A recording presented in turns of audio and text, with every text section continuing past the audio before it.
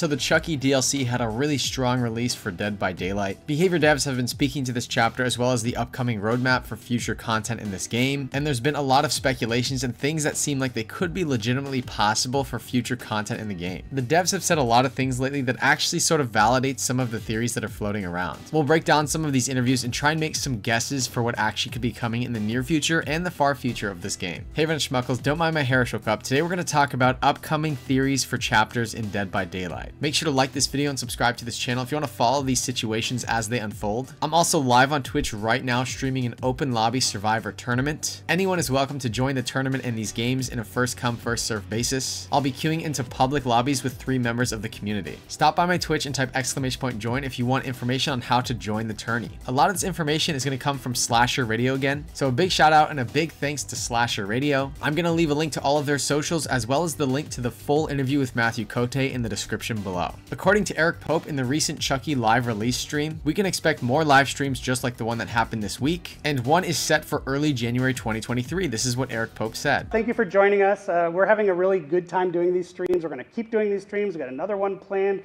early in the new year, so stay tuned. The chapter 30.5 survivor paragraph is set to release in January, so it seems like there's going to be a live stream associated with the live release of this character as well. The devs also released an upcoming live updates roadmap. You can actually pause the video right now if you want to take a look in depth at this roadmap. There's a lot of different killer reworks, perk reworks, and things like that, but the focus of this video is going to be to talk about leaks, licensing, and speculations. There's something really strange that happened during the live stream in regards to iridescent shards. As everyone already knows, you can buy original characters in Dead by Daylight for 9,000 iridescent shards, and you can only buy licensed content with 500 Auric cells. The iridescent shards are in-game currency that you can actually earn just by playing the game. In order to get the other currency, Auric cells, you must spend money. This is kind of a way for Behavior to reward players that play the game a lot to the opportunity to buy an original character kind of for free. It's not for free, it's kind of in exchange for the amount of time they spent on the game. For licensed characters, you can't do that, so it's guaranteed that you have to spend money in order to unlock licensed content. The devs actually talked about the upcoming winter event. They released the schedule for login bonuses, and it totals to 3,000 iridescent shards. There's also a combination of Bloodpoint and iridescent shard codes that are live right now. I'm going to put them on screen for you. And through these codes, you can unlock a total of 6,000 iridescent shards, which means in the month of December, Behavior is handing out 9,000 iridescent shards. And listen to what the devs explicitly said about those 9,000 iridescent shards on the live stream.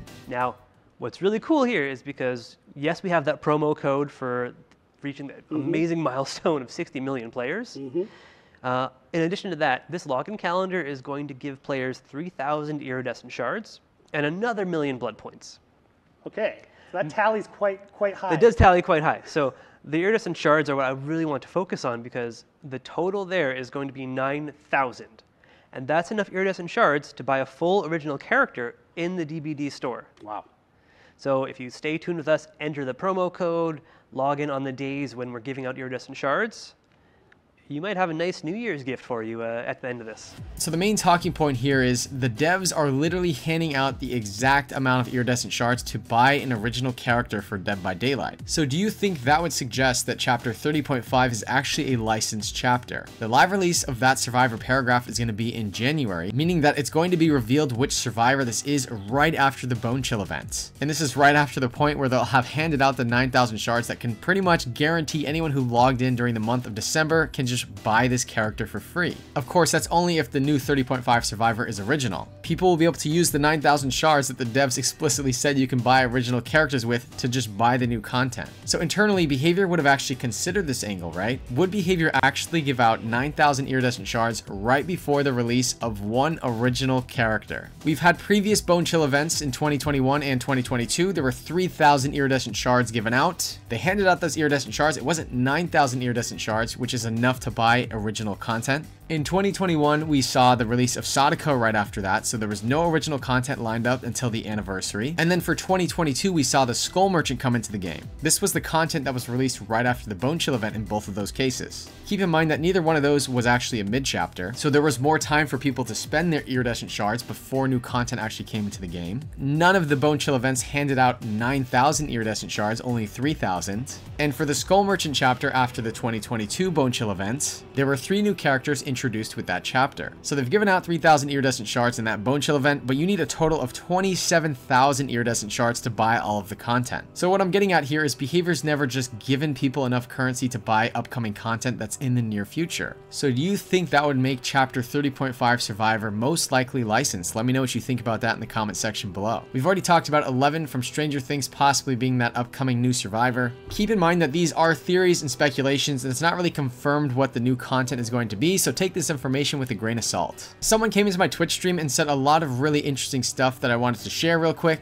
I posted the upcoming 11 theory video on my YouTube channel. Someone said, yo, just wanted to make a comment on your recent video. 11 is coming to DBD, I'm 100% sure. And I wasn't sure if like my theory just seemed so convincing to them that they were throwing around that 100%, just saying like, that makes a lot of sense to them. They continued to comment and they said, what if I told you that it's not only 11 they're bringing to DBD? They said they're bringing in 11, Billy, and Vecna soon. And they later said they're bringing in Vecna and 11. This person said after Chucky, it's Vecna and 11. They said, I'm not guessing, they're actually coming to DBD. Now, you know what I know about the situation. This person is kind of randomly just saying that they know the new content and that's what they're claiming it's going to be. It could absolutely be fake. We've seen a lot of fake things in the past. We've also seen a lot of people leak things in this nature in the past too. So I kind of wanted to just document this in this video. In the future, we'll see if this comes true or not. This is not really too dissimilar from investigations that we've been doing in the past that actually turned out to be valid. So we just have this as a placeholder in this video that this person is claiming this. I can't express enough that information like this should be taken with a grain of salt, and it's fully fake until it's confirmed to be real. And this leads me to my next talking point. If chapter 30.5 is licensed and it's not Stranger Things related, what if I told you that the strongest theory by far is a Walking Dead chapter? There's been a Walking Dead Call of Duty crossover that's been leaked in the Call of Duty game files. According to this reliable Call of Duty news outlet, on November 21st, 2023, data miners had found references to a potential Walking Dead The Ones Who Live collaboration for Call of Duty Modern Warfare 3 and Warzone. We could see Rick Grimes and Michonne as operators. I was like, how exactly do they know that? So I did more research. This person here said Michonne and Rick Grimes will appear as operators in Modern Warfare 3. And they showed a picture of this, which I think is a screenshot of the Call of Duty game files showing that Michonne and Rick are listed as operators in the game files of Call of Duty. This other Call of Duty source said a list of upcoming operators for Call of Duty Modern Warfare 3 has been leaked. Maybe not everyone likes crossovers in popular video game services, but it must be admitted that in business terms, it is a great idea. And they showed a similar screenshot of the Call of Duty game files clearly showing Rick and Michonne as operators that are going to be coming to Call of Duty Modern Warfare 3. This made me really suspicious for a possible Walking Dead Dead by Daylight crossover. The Walking Dead The Ones Who Live sets premiere date at AMC drops teaser. AMC's The Walking Dead The Ones Who Live, featuring the return of beloved characters Rick Grimes and Michonne from the original series, has released a new teaser, and this was on November 19th of 2023. This was breaking news. The series is the next installment of the popular Walking Dead franchise and will premiere on February 25th, 2024 on both AMC and AMC+.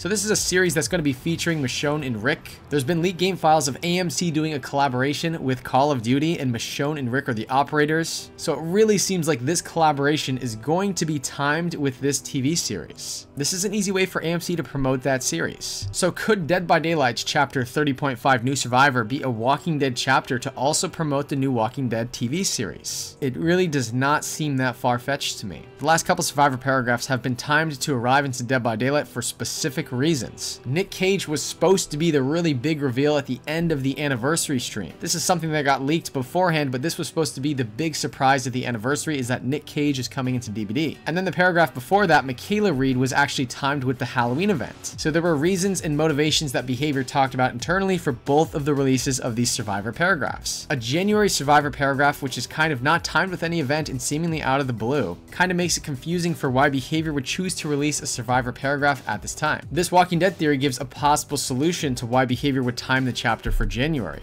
And let me know what you think about this theory in the comment section below. This theory is not too dissimilar from Netflix licensing Stranger Things into Fortnite, and then it came to Dead by Daylight immediately after. This would be the same thing as AMC licensing their horror property into a Battle Royale game, and then for it to come into Dead by Daylight as well. Netflix did this for Stranger Things Day. Could AMC be doing this for the Walking Dead TV series? With the addition of Chucky and Tiffany into Dead by Daylight, I also wanted to cover some new killer possibilities. Chucky is super unique because he's so short, low to the ground, and the first killer to be played from a third-person perspective. The fact that we have a killer that is so low to the ground opens the door door to a lot of possible licenses that would function the same way. I made a post about this on Twitter to ask people what other licenses would potentially follow this sort of formula of possibly having a third-person killer or a killer that's really, really low to the ground. And I got a whole bunch of different responses and feedback to that, and I found it really interesting because Matthew Cote said this in an interview with Slasher Radio. Were there any like fun concepts that ended up being scrapped for Chucky? The thing is, we try things, and stuff that ends up on the cutting room floor has a way of coming back later in a different form, right? So it's always a little delicate to talk about these things that didn't make it into the game, because if they're good, there's a very good chance that we'll try to reuse them in some way or other on upcoming content. So Matthew Cote here explicitly saying they could reuse prototypes for future killers really makes me think that they could actually license in other content where they use the prototypes that they didn't use for Chucky on those future killers. This person here said since they didn't use telekinesis with Chucky to hook people, they can use the leprechaun for it. People were talking about Annabelle as a legitimate possibility. Shouldhow Maybe said it's always a demon or ghost that carries her. So for her powers, we could have, for example, Annabelle would spawn in the map in multiple areas like the Cenobite Cube. The nun is chasing after you. The nun's power goes into cooldown once you interact with Annabelle. Justin over on Twitter said, I think a Jurassic Park Velociraptor could greatly benefit from a third-person camera, especially with the carrying mechanic relying on tossing survivors on their back, as well as their attacks being swinging animations with their claw and mouth. Justin also had visuals showcasing the true potential of a Jurassic Park chapter in DBD. It seems like you could have a third-person camera on a Velociraptor, bringing a ton of different cosmetics into the game. And that's not just for the Velociraptor, that's also for the survivors as well, because there are so many Survivor Legendary skin possibilities with this franchise. Justin thinks that the visitor center from the original Jurassic Park film would make the most sense for a new map, and there's a lot of really cool different Easter eggs and places from the film that you could actually integrate into Dead by Daylight and make this really cool map that's playable in DBD with a lot of Easter eggs. If we're talking low to the ground, Kayako could also work as a possibility too. Kayako crawling across the ground kind of reminds me of the Xenomorph, but if she's gonna be like that the entire game, maybe Behavior would just put her in third person. If Behavior wants us to be able to fully see Kayako while she's crawling on the ground when you're playing Killer, they could adjust exactly where that camera goes. Recently, Behavior devs confirmed that they worked on the positioning of the camera extensively. I messed with all of those numbers in terms of the camera, where that camera was placed in 3D space.